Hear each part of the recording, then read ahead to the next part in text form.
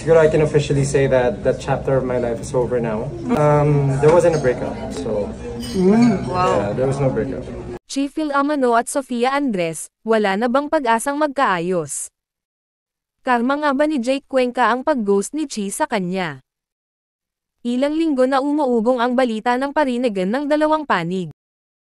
Simulang kumalat ang isyo ng pagka-link ni Chi sa milyonaryong si Matt Luwilier, ay nagkairingan na ang dalawa. Nagparinig umano si Sofia na kinokopya umano siya ni Chi. Nakikipagkaibigan sa mga kakilala niya, at ginagamit umano siya for the clout. Hindi man pinangalanan ni Sofia kung sino ang pinariringgan niya, pero si Chi umano ang tinutukoy nito. Nagsimula ang isyo nang magkomento si Christian Gaza na humahagulgol umano si Jake Cuenca dahil iniwan ito ni Chi Filomeno. Usap-usapan ay ang ipinalit ni Chi ay si Matthew Luwilier. Ang pamilya nila ang nagmamay-ari ng kilalang M. Luwilier. Maliban sa pawn shops ay kilala rin sila sa pagbigay ng financial services. Si Matthew Luwilier ay may sariling business na Bisaya Brew, isang local craft beer. Nagsalita naman si Chi ukol sa mga isyong ibinabato sa kanya. Anya, I asked that my past relationship, my present life, and the Luwilier family be left out of this issue.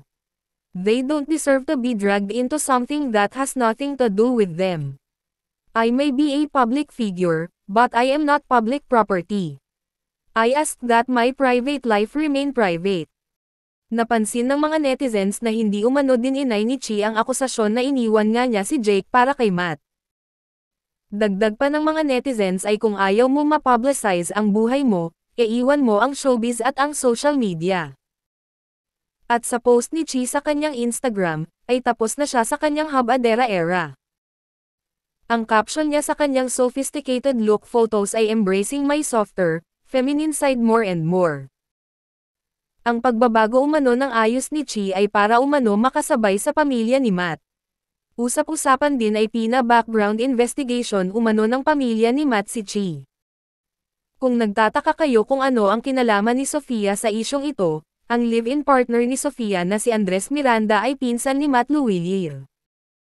Nag-unfollow na sila sa bawat isa sa kanilang social media.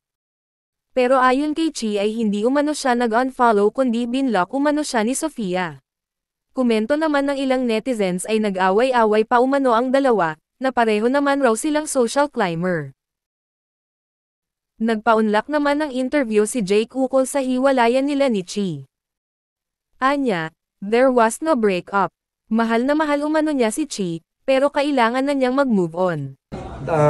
There wasn't a breakup, so yeah, there was no breakup. Hindi wala na lang. Like I said, I love that person deeply. Diba? Hindi wala lang eh. That was incredibly important to me. Marami naman ang nakisimpatya. Marami din ang nagsabing karma nga ito ni Jake sa pag-iwan niya kay Kylie Versosa, na masaya na ngayon sa kanyang bagong boyfriend.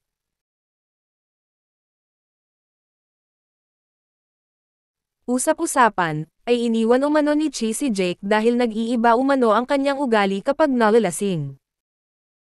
Dati nang nabablind item ang aktor na iniwan umano ng kanyang girlfriend dahil may isyong pananakit.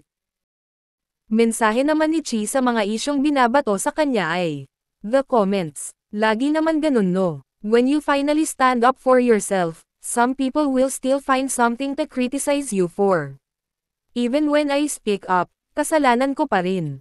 Because no matter what, people will believe what they want to believe. Saad pa ng aktres, I choose my battles wisely. I will not allow anyone to belittle me, especially the people close to my heart. I've seen how some hide behind dummy accounts and use other people to spread lies, just to hurt others. That's not right. Not right at all. Tigilan nyo na please. Dagdag pa niya, ang ingay-ingay na ng mundo natin. Mas makikinabang na lang tayo kung tutukan natin ang mas mahalagang bagay, tulad ng flood control at mga nasalanta sa Cebu at Davao. Let's also pray for those affected by the earthquake and the floods. Hug your loved ones tightly.